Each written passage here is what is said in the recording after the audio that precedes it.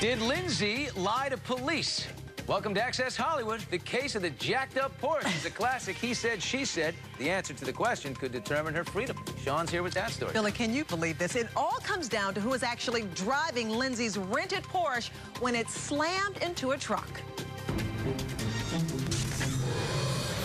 Lindsay being shielded, slipping into the passenger seat, not behind the wheel of this black SUV on the set of her Lifetime movie, Liz and Dick.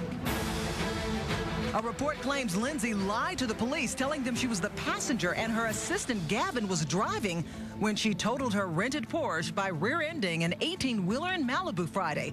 Problem is, it's being reported her assistant told police Lindsay was the one driving. It is a crime to provide false info to a police officer, and according to Lindsay's attorney, Sean Chapman-Hawley, Lindsay is still on summary probation for her shoplifting case. That, says legal expert Louis Shapiro, could mean trouble for Lindsay.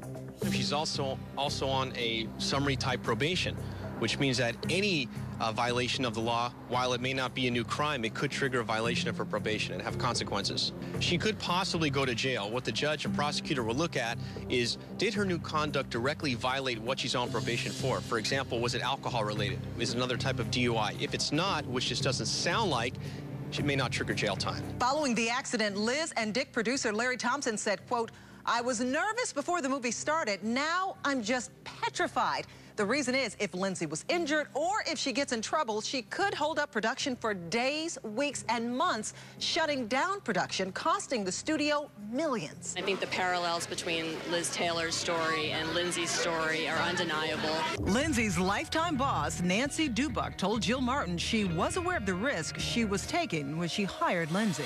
It was reported that you had to take out extra insurance for her. There are logistics around her situation that we had to manage, but we did it in the spirit of trust and a partnership, and we did it, hand in hand, and we stood by her every step of the way.